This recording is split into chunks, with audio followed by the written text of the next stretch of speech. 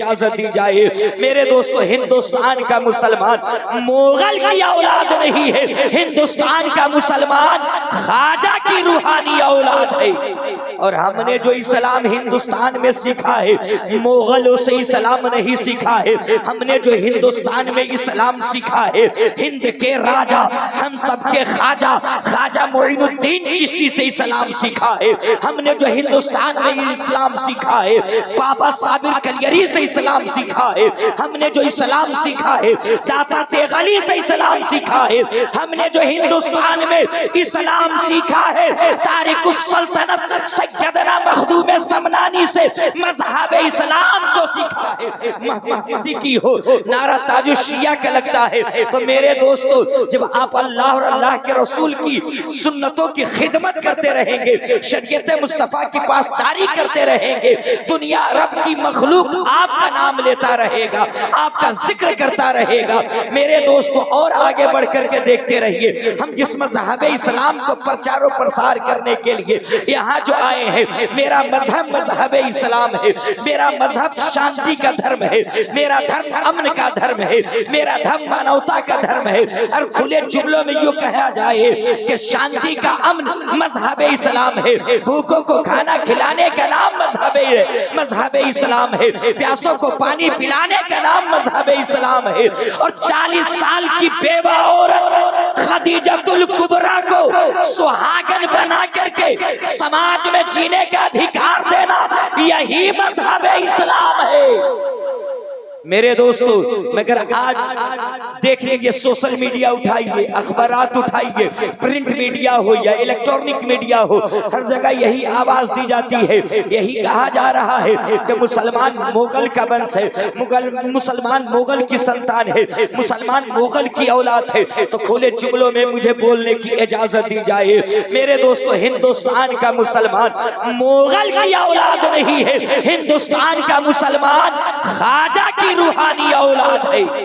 اور ہم نے جو اسلام ہندوستان میں سیکھا ہے، مغلوں سے اسلام نہیں سیکھا ہے، ہم نے جو ہندوستان میں اسلام سیکھا ہے، ہند کے راجہ ہم سب کے خواجہ خواجہ معین الدین چشتی سے اسلام سیکھا ہے، ہم نے جو ہندوستان میں اسلام سیکھا ہے، بابا صابر کلیری سے اسلام سیکھا ہے، ہم نے جو اسلام سیکھا ہے، داتا تیغلی سے اسلام سیکھا ہے، ہم نے جو ہندوستان میں اسلام سیکھا ہے، تاریخ السلطنت سیدنا مخدوم سمنانی سے مذہب اسلام کو سیکھا ہے۔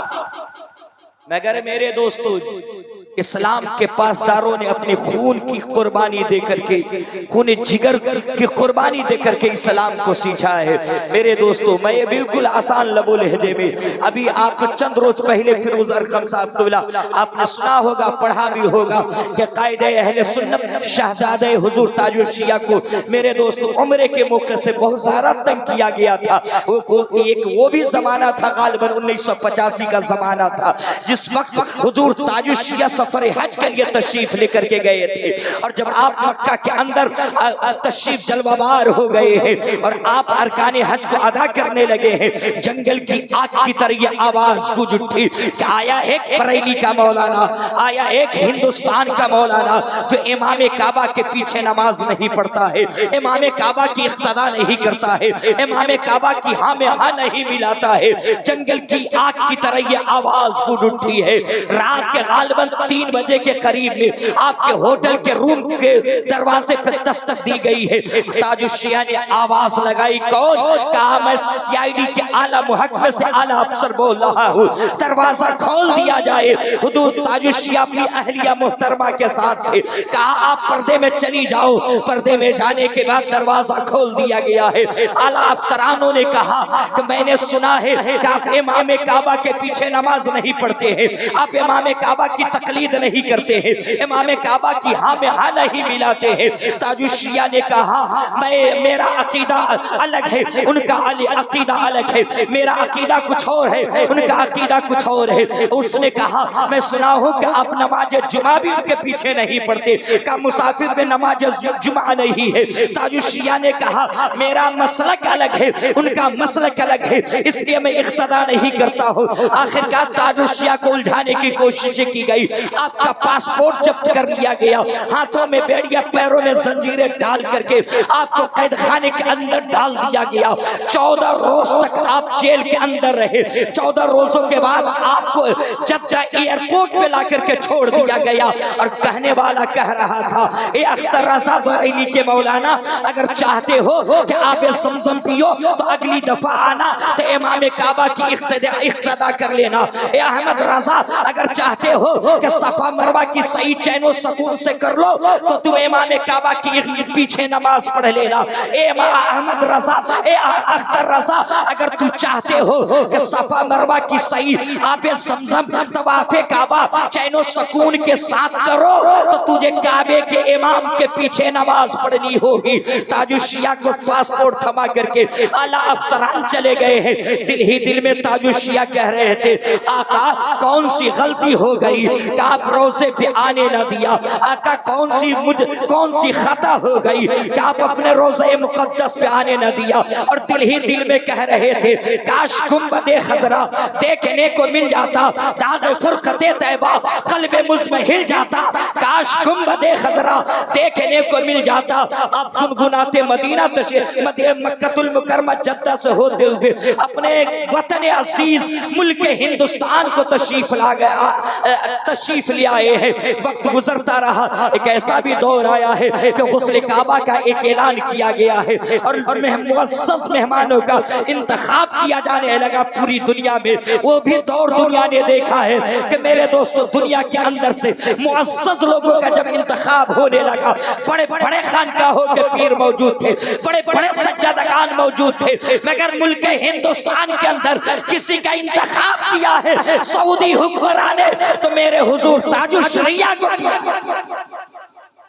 میرے دوستو حضور تاج الشریعہ کے پاس وہ خط دست میں سجا کر کے بریلی تاج الشریعہ، اب یہ حضور تاج الشریعہ، اصل بات زبان کی سلاست یا روانی یہ آپ کا کہنا ٹھیک ہے محبوب بھائی، بہرحال حضور تاج الشریعہ اسی بریلی کی دھرتی پہ ہے، اور جب آپ کے پاس سعودی حکومت نے لیٹر لکھ کر کے بھیجا، خط بھیجا کہ آپ کو غسل کعبہ میں شریک کیا جاتا ہے، بلایا جاتا ہے، آپ کو ویزا بھی بھیجا گیا، جب آپ کے خادموں نے آپ کے عزیزوں نے اس رکیے کو دکھایا، آپ پڑھ کر کے مسکرا اٹھے اور گنبد خضرا کی طرف لو لگا کر کے کہا آقا جسے آپ بلانا چاہے دنیا کی کوئی حکومت نہیں رو سکتی ہے، اور دل ہی دل میں کہہ رہے تھے جہاں بانی عطا کر دے، بھری جنت ہے وا کر دے، نبی مختار کل ہے جس کو جو چاہے عطا کر دے۔ جب نبی بلانے پہ آ جائے تو دنیا کی کوئی حکومت، کوئی شہنشاہیت، کوئی تخت و تاج بلانے سے جانے سے روک نہیں سکتا ہے۔ حضور تاج الشریعہ آپ غسل کعبہ میں شریک ہوئے اور آپ کو معزز مہمان بنایا گیا۔ میرے دوستو آپ جب دین کی خدمت کریں گے تو دنیا آپ کی اپنی ماتھے پہ بیٹھا کر کے چلے گی، آپ جب دین کی خدمت کریں گے تو آپ کاندھے پہ سوار ہو کر کے چلیں گے، جب مسلک اہل سنت مسلک حق کی حفاظت و پاسداری کریں گے دنیا ماتھے کی نگاہوں پہ نہیں اپنے سر پہ بیٹھا کر کے لے کے چلے گی۔ تو میرے دوستو آج ایک ولی کی دربار میں ہم آئے ہیں، ہمیں اور آپ کو چاہیے کہ ہم اپنی مسلک و مشرب و مذہب کی حفاظت کرے اور اسی کے دائرے میں اپنی زندگی گزارنے کی کوشش کرے۔ ایک مرتبہ پڑھ لیجئے استغفر اللہ ربی من کل ذنب و اتوب الیہ، لا الہ الا اللہ محمد رسول اللہ۔